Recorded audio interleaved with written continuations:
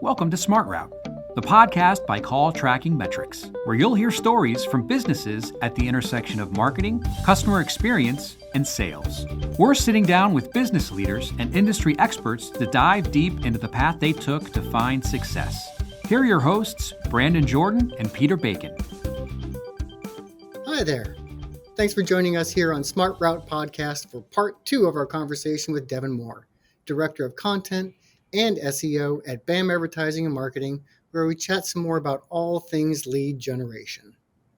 Yeah, the AI, like I said, every podcast episode it comes up, and it's always interesting to hear some of the different thoughts. And I know for you, it's, being able to synthesize that data is important, right? It helps you create more content, but the important thing is to watch the quality, use the prompts, use it to help your business. Don't just try to, pump out a bunch of data, have a strategy around it. So good thoughts there. Appreciate it.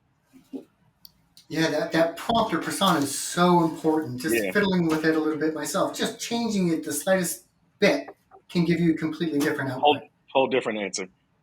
Yeah. Absolutely. It's amazing, we're really at the beginning of this whole thing and how much it's evolved in a short period of time. Yeah. And where we're going with it, that's just mind-blowing to me. It's hard to wrap my head around sometimes because we're just beginning.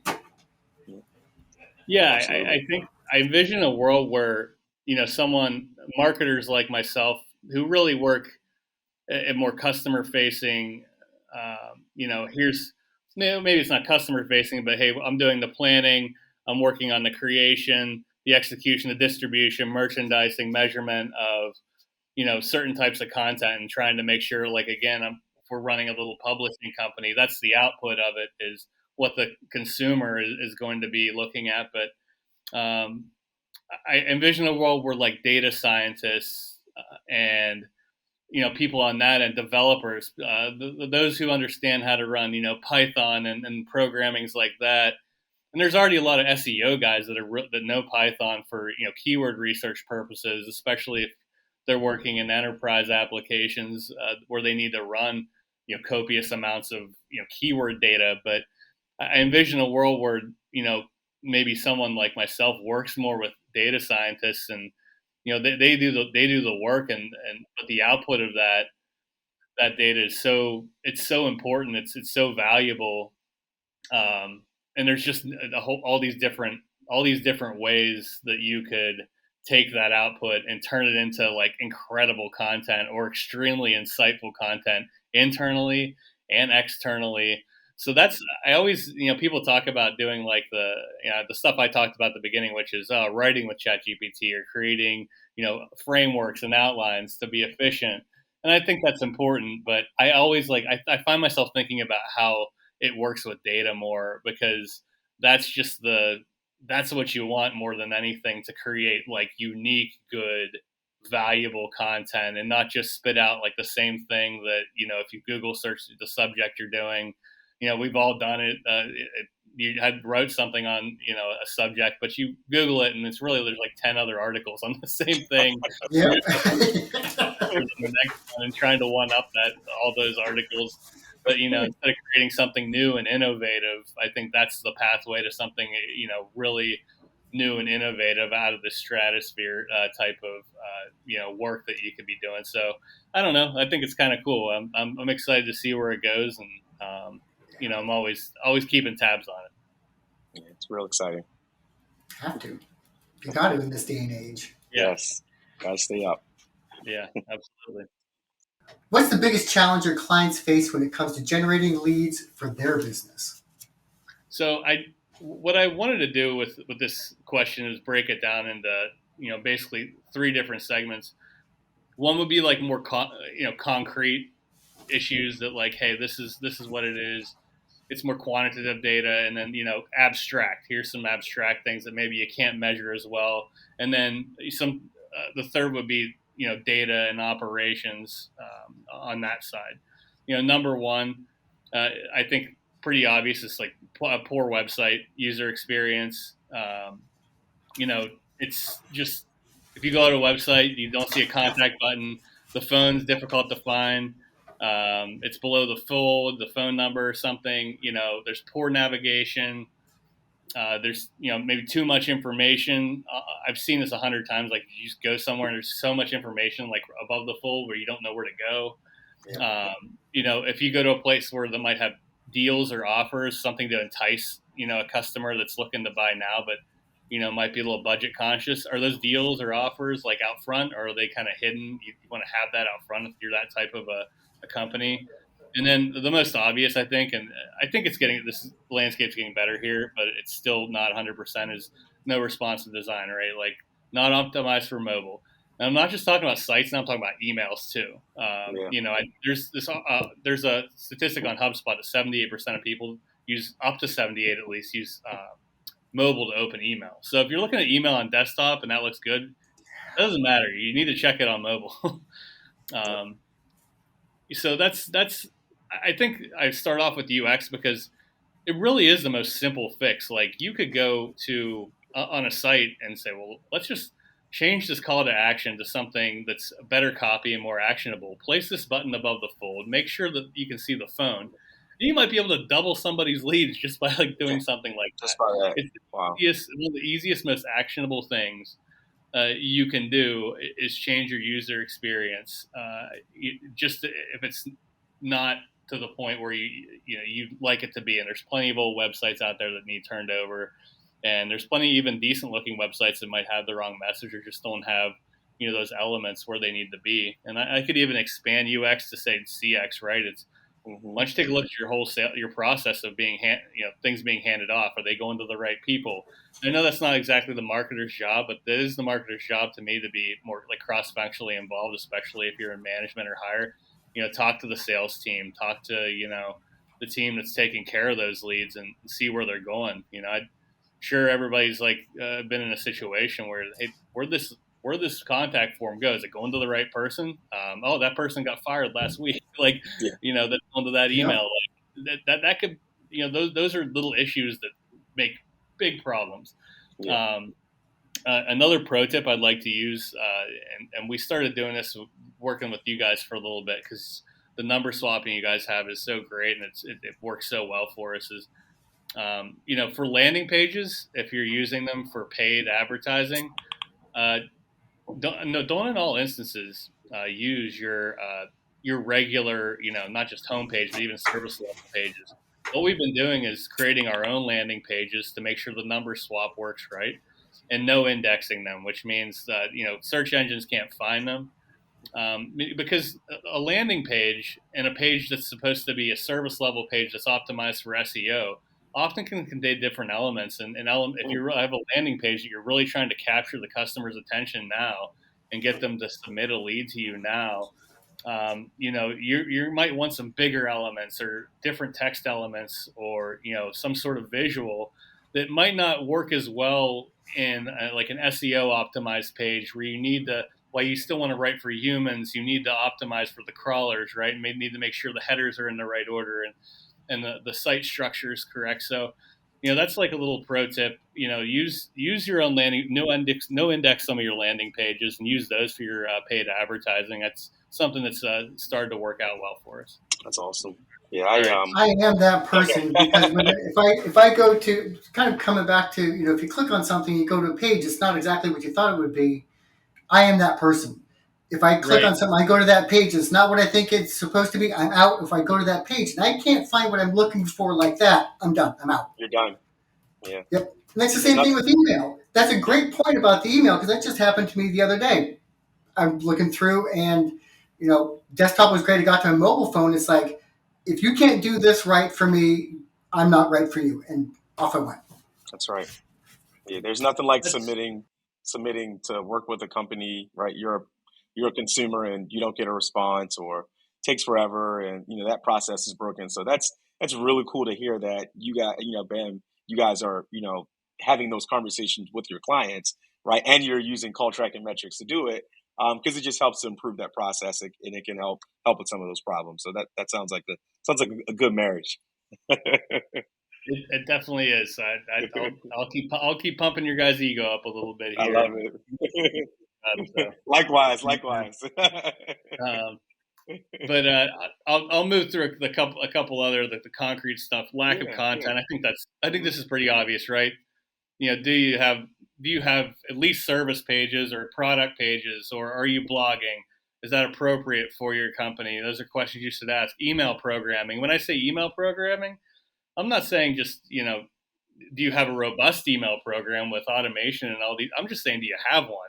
You should have one, because I think that's, once you get it up and running and start collecting, those customers just at the top of your funnel, that's invaluable, because you can really, it's a process even small businesses can really automate and even say, hey, we're going to send somebody one offer a month and maybe two emails a month. That's okay. Start somewhere and just make sure you're contacting your customers regularly. It doesn't matter if they don't open all your emails, your open rate's not amazing. You're showing up in their inbox every single day, or not every single day, but I guess, at least a few times a month, and they're seeing you. They see your brand. It helps to kind of refresh those memory structures. And whenever they do have a problem and need solved, you're more likely to get recalled for that. So just have an email program. I'm just giving you the basics here. But if you do have one, hey, work at it and try to, own it and make it a better product. If that makes sense. Social media platform, keep the lights on at the very least. I know organic isn't as popular, especially on Facebook anymore, but keep the lights on. Post on social. When some platforms obviously get more engagement than others. Video content's really big. And then, for local businesses, like lack of reviews. You're just not going to rank in the top of your product or service category locally if you have like 3 Google reviews, and the rest of you're around all these other businesses that have generated hundreds or thousands of reviews. It's going to be really tough for you. You need to generate reviews. So those are all things that maybe you can't fix right away, like the UX stuff I was talking about, but those are things that you can at least get started on. And again, I would say that use a lead magnet if you can. For our one water treatment business, I created a 45-page ebook on water treatment issues, on water contamination. That was a couple years ago. Now we got over 10,000 people in our email, 10,000 downloads, and 500 trackable leads. And how much did that ebook cost to create? Well, maybe in the thousands, and how much revenue has that generated? Probably in the hundreds of thousands. So it's those lead magnets, whether they take a little bit of time, the reports or emails, or even even if it's a webinar or something like that. They might take a little bit of time to start producing those, but it's worth it, I think, in the long run, to just get those people in the top of your funnel. So, yeah, that's at least that's content, right? Just producing engaging content. And then my last is focus on SEO, right? I always say, like, besides the UX stuff, if your SEO is not buttoned up, start that first. Because SEO takes time, and when I say SEO, I mean some of the other things I'm talking about fall into SEO, like content, but I'm talking about your on-page SEO. I'm talking about internal linking, making sure, the right pages are linked to each other. Your headers are optimized for the keywords you want them to, the title tags, your meta descriptions, your images with alt text, your technical SEO, right? Schema markup, page speed. Make sure your page speed is right and you don't have plugins weighing your site down. You don't want to have render blocking resources and unused JavaScript. If you have to have a developer for that and you need to have a guru, like, go find one, someone that can just kind of make the tweaks and help you out. Your Google business profile, if you're local, that's essential. I don't think I need to get into that. I think hopefully small business owners, most of them have a Google business profile, but if it's not robust enough, go look for other examples of businesses that are robust in your market or in other markets. It's always expanding and doing something different. I just read on Search Engine Roundtable the other day, they're starting to show social media posts on there. So Wow. that's on some of them. I think it's some businesses, not all of them. So something to look into. I'm almost done with my list. Directories and citations, obviously. That's your basic, if it's Yelp or Angie or expertise.com. There's programs out there that can help you manage these. We use Bright Local. I'll give them a plug because we generally like them. They're nice and not overly expensive. So those are ways you can help manage those directories and citations, because those all are kind of a drop in the bucket, but they all kind of matter. They all add up to something. So just not focusing on SEO, along with poor site user experience or customer experience, and then just producing more content to show your expertise in the area. I think those three things all add up, and those are all three things that you can control, right? And we talk about the own media stuff, like I just covered it all there. Those are all things that you can have and control, right? Yeah, absolutely. I think I'm glad. One, I'm glad you took your time to go through that list because I'm not just a podcast host here. I'm an account exec, so I'm working with clients that are looking for lead gen and working with different lead gen companies, and this is all gold. And I don't know. I think we might have to start charging for this podcast here. There's so much information, and it's so gracious that you decided to go through all that and really expound on all that knowledge. So I appreciate it for sure, Devin. I'll take a little bit of equity in it, just a little bit. There we go. little kickback. So I'll quickly go through the qualitative issues. I think these are a little bit less, a little bit hazier, Mm-hmm. but number one, you don't know the market well enough. When I say that, we talked about this already. Your message has to match the market and match the platform. When we have, for example, these lead magnets, the ebooks that go up. Well, you wouldn't want to have that show up on like a page where you're driving, bottom funnel people to like paid Google advertising. You would want that on like a blog page or a page where someone is going to be maybe just looking for information and is there's they're a potential soft lead. They just want to maybe get a little more information on the subject. You'll see this. You get a HubSpot. They'll offer ebooks on their blogs. They know, like, oh, you're just trying to get information. You're trying to get a little bit of education. Oh, you want this ebook? This is a little bit more. We could offer you a little bit more. So, here you go. Here's this ebook, but that's only on their blogs. They're not offering you. They're probably not offering ebooks if they have you like almost to the point of a sale, right? Yeah. So just knowing the market, I think that seems simple, but it's not always, right. And, obviously the proper brand message and experience at the right stage and the proper platform. And then my other thing is, and this goes to the quality of the leads, because it's not just about collecting as many leads as possible, right? It's about the quality of the leads. And, the market doesn't know, the market doesn't know you well enough. And that goes back to brand. You need to balance a little bit. This is a lead gen podcast, but I'm going to stump for brand for 1 minute.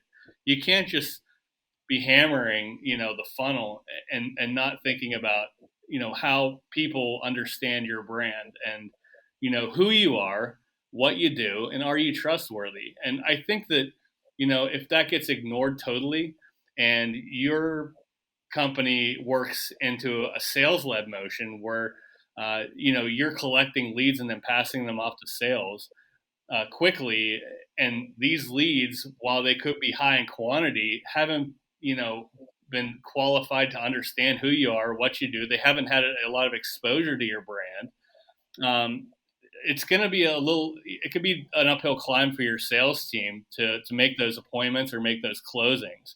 So I don't think, you want to ignore brand and make sure that your brand is part of that nurturing process, right? Like there's one part of the funnel, like this force of inertia where these people have problems and they're looking for them and they're looking for you to solve them and they're actively looking and it's, inbound. But, from even, I guess, a paid advertising side or the other ways to get your brand in front of potential users or customers, that shouldn't be ignored to make sure that you are, trustworthy and known for what you do and established. And I think, again, you can't quantify this, but it's like, hey, if they know, if there's some people will go into a sale and if they have an idea of your brand and how important it might be, or I guess, is in a way that it's just, it's thought highly of, or they think highly of you, that sales is going to be so much easier to make. So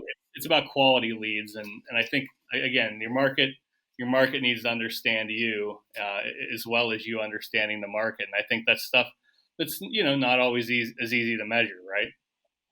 Yeah, absolutely.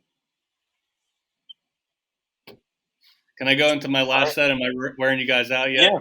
No, you're good. Yep. The last was just data and operations issues. I mean, this is measurement, right? Like, are you measuring your leads? You better be. I mean, but some places of business still don't have analytics. And I know GA4 isn't my favorite thing in the world since it turned over, but you still need to use it in conjunction maybe with Data Studio or some other sort of measurement platform, if that's Adobe or whatever you're using. No call tracking. I'm plugging you guys again. You should have call tracking, right? Conversions set up. Do you have conversions set up, or you understand that? Do you have a CRM or a lead tracking system? BAM has its own proprietary lead tracking system. We do a great job of, once you have the leads, we can track them from search to sale, and that's so important. It's not just important for us, but important for the client. They have an understanding. That goes into benchmarks. Do you have benchmarks? Your cost per lead, your cost per appointment, leading back to revenue. Bad mathematics leads to bad operations, right? So, remember, like, nothing's perfect. And obviously, like with the cookie crumbling and it's being harder to track people with, iPhones and stuff like that, it's not going to be perfect, but at least, if you have some of the data, you can have leading indicators to make decisions on, what's good, what's bad, what should we be doing, what are we not doing, and iterate from there, if that makes sense. So I think a good example of this is we did a whole study with CallTrackingMetrics showing ROI on paid ads. You guys did a great job with it. Go to the resource center and check it out. We're able to track all of our ads all the way from search to sale, basically, from all of our channels, and it gave us some wonderful insights. So there's another plug, but that's a plug that I'm happy to say I was a part of. So Nice. No, well, the last two, I'll just go through them real quick. It was, and I know we're probably running long here, right, guys? So it was operational issues. That's lack of automation and workflows, usage of automation and emails and other aspects of your publishing. There's a HubSpot survey that said marketers still spend 6 hours a day on manual, administrative, or operational tasks. Anytime you can cut that down, like even by like a third, imagine the extra time you would have to do other things and optimize your business in other ways. Coordination with sales and problems with scale, right? If you start getting a lot of leads, what happens, right? That's an issue. And then coordinating with sales, I already talked to you about that. Make sure you're working with your sales and knowing how sales works. If you're a marketer, you have to, I know there's traditionally friction between those two groups, but they need to work in conjunction together in any sort of business, especially if it's a B2B application, but really in any business. And then the last one is strategy, right? This is just like the highest level you can get. No focus, no understanding of the market, unfocused resources, no goals, no objectives. We have plenty of clients that we started from, we do everything for everyone. That's what we do.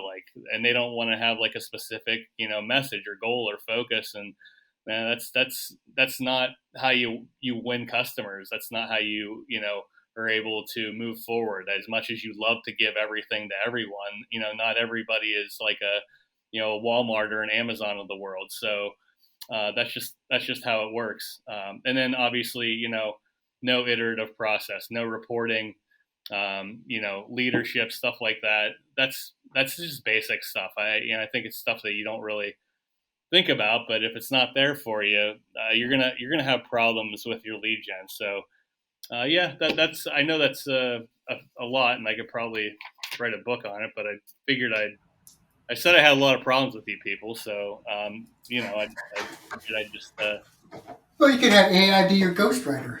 Right. So, this is phenomenal. To Brandon's point too, he's on the front end of people coming into the business. I deal with customers that have been here for quite a while, so the topic of lead generation comes up quite a bit, and this has been phenomenal for me. It's just been little nugget after nugget after nugget. So this is fantastic. I'm glad. Yeah. Seriously, Devon, this has been it's been outstanding. It's a lot to take in. So I'm going to have to go back and watch this and actually pick up on the transcripts, because I know there are things here and there. I try to make quick little notes, but try not to look like I was making little notes during the podcast. But just a ton of information. Yeah, we are running out a little bit of time here, but couple things. First of all, we since Brandon and I have been doing the podcast together, we've managed to weave the subject of food into the conversation. So, and it's interesting because a lot of our guests recently, even if they're not from here or currently live here, they've spent time here. So the subject of blue crabs has been part of every one of our podcasts. First of all, do you have an opinion on the Maryland blue crabs? Are you a crab eater? I love my crabs. I think that you know, I don't go after them all the time because they take a lot of effort to eat. Yeah, it's not easy. They're high effort food. I just admitted on air on a professional podcast that I'm lazy. When it comes to my food, maybe sometimes I am. I love blue crabs. I love Old Bay. Nice. You know, it's so. But I don't know if I go to the store and seek them out. But I do love Old Bay. I'll put Old Bay on anything, on French fries or whatever. I don't care. I'm a big Old Bay guy, and I don't even know if Old Bay is just associated with Maryland, or it actually is produced there. I hope they're giving you guys some kickback if it's not. McCormick. Well, no, and that's because I'm not from here either. I moved to Maryland from the West Coast, and blue crabs became part of my existence. But and I came quickly to discover it's more than just a meal. It's also like an event. It's a social event. You go and just hang out and you can pick crabs for hours and just have a nice long conversation. That's what I really loved about it. At first, when I finally learned how to pick them properly, it's like, oh, okay. Now I can relax and just enjoy it because I was nervous about it. Yeah, no, it's definitely a big event here. It's a favorite.